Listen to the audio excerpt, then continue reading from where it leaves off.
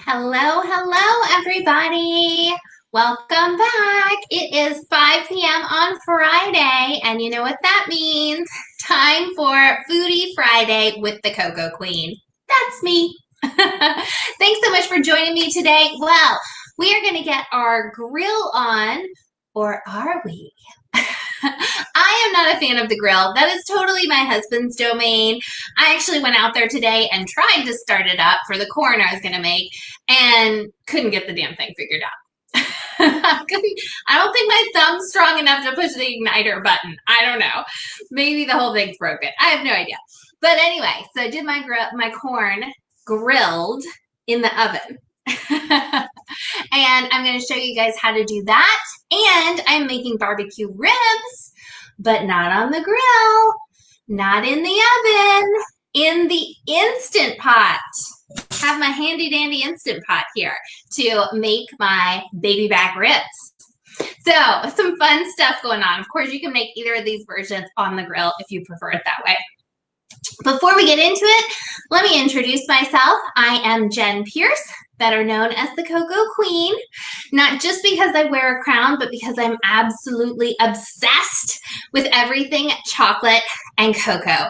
Have been obsessed ever since I was knee-high to a grasshopper. And thank goodness for me, I found this company called the Cocoa Exchange a few years ago, and literally all of their products contain either chocolate or cocoa. I know, right? It's amazing. So it has been a pleasure to work with them. I'm also not a chef. Don't let the jacket fool you. Not a chef. Don't like to slave over a hot stove all day, but I am a foodie. I love to eat. And these products help me to eat gourmet every day, quickly and simply, just how I like it. And I'm going to show you a perfect example with my dinner tonight. So let's get onto our main course. Sorry, the camera doesn't like my white jacket. So we are going to do ribs in the Instant Pot. So I've got our ribs here and I've got our seasoning. So I was using our everyday seasoning blend. It's a fabulous combination of spices that comes in a little grinder. And after doing this for about half an hour or more, I got pretty exhausted and discovered I need a spice grinder. So I will be shopping Amazon tonight and buying a spice grinder. And so I've also added to it some of our sweet and spicy cocoa rub, which unfortunately is out of stock right now. But it will be coming back, I'm sure. I just can't tell you when. I do have a couple stashed away, so if anybody is desperate for some, message me and I will get that to you. So I've just got my seasonings here, and I'm just going to rub it on the meat, just like rub would suggest, right? Just get it in there. Flip it over. Get some more on the other side. Oops, a lot came out there. Spread it out a little bit. So tell me, do you guys like ribs? Do you like to grill? Tell me all the things. And have you had Mexican street corn before? Or Mexican corn on the cob? Or I can't say the Spanish name for it. I never took Spanish in high school, and I don't know how to say that. Something with an E. All right, so we've got our ribs, and we are going to put them in here in the Instant Pot. Put in your tray in there, the little trivet, and a cup of water. Let me rinse off real quick. So I've got my tray in there, I've got a cup of water, and then you just want to circle the ribs around until they fit. So I've got it in there. So easy, right? You guys are gonna see. Got it in there, put my lid on. It's always the hardest part for me to put the lid on. And I'm going to pressure cook on high for 20 minutes. That's it. Set it and forget it. Make sure my little thing is closed. And then when it comes out, yep, thanks Instapot. When it comes out, I am going to slap on some barbecue sauce, of course. I'm going to use our Kansas City barbecue sauce. It is also out of stock. Just ran out of that sucker. But I've got this bottle open, so I want to use that, and I think it'll be great on ribs. But we do still have in stock our Korean barbecue sauce. And I think that would be quite tasty as well. So if you want to replicate it, you can get yourself some of that. So when it comes out, I'm going to put it on a sheet pan, put some Kansas City barbecue sauce on it, and stick it under the broiler to get it all caramelized and charred on top there. So ribs are amazing. I love ribs. My husband does not. He doesn't do ribs. So I don't get to eat ribs very often, but he's at home. All right, and so for a side dish, I am doing some Mexican street corn. And so what I have done here, certainly you could do this on the grill. You could do your ribs on the grill. You could do your corn on the grill. But I did them in the oven because, like I said, I don't do the grill. And all I did was I took some melted butter and added some of our Mexican seasoning blend, about a teaspoon of that for half a stick of butter, and brushed it on my corn as I was cooking it in the oven. Just threw it in the oven for about 30 or 40 minutes. And now what we're going to do is we're going to make our sauce. Okay, I'm going to push my corn aside for a minute, and we're going to make our sauce. So our sauce is really simple, and then we're going to add a couple other things to it too as well. So it is 3 tablespoons of sour cream.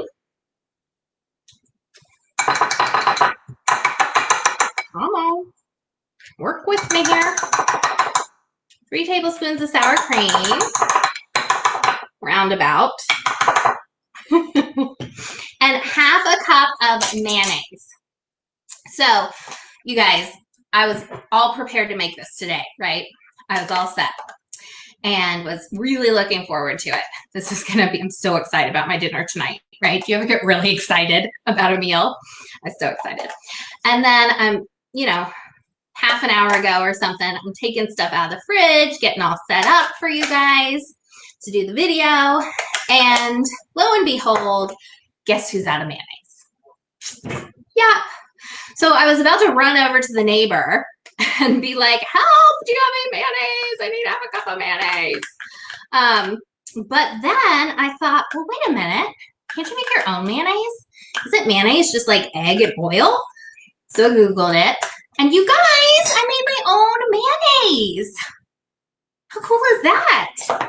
In like 10 minutes or less, I made my own mayonnaise in the food processor.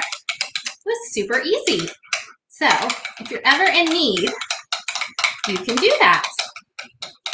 All right, so I'm just mixing together here our mayonnaise and sour cream.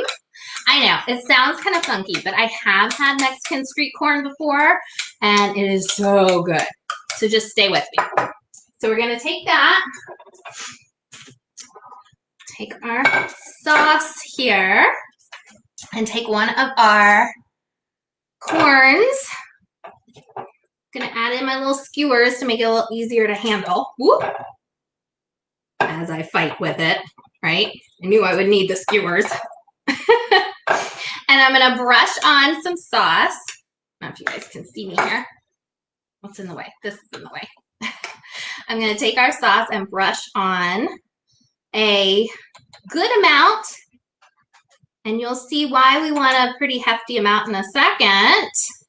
Because we're going to add cheese.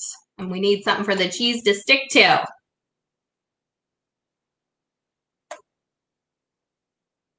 All right. All right, so I've got our mayo mixture on there. And now you can, oh crap.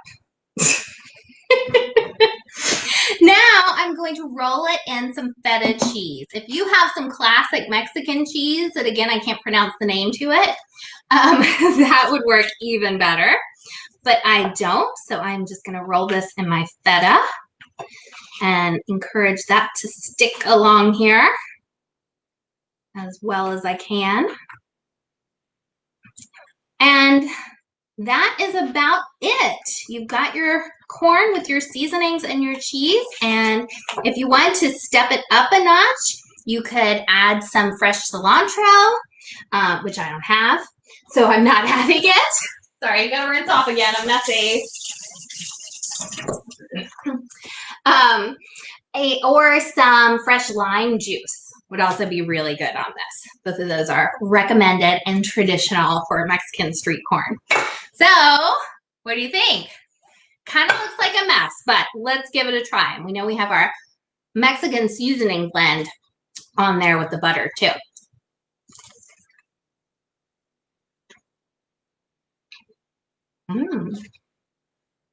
Oh, wow. Oh my gosh, you guys. It's so good.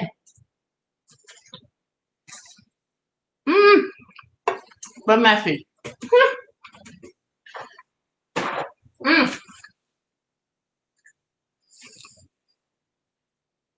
It's so good.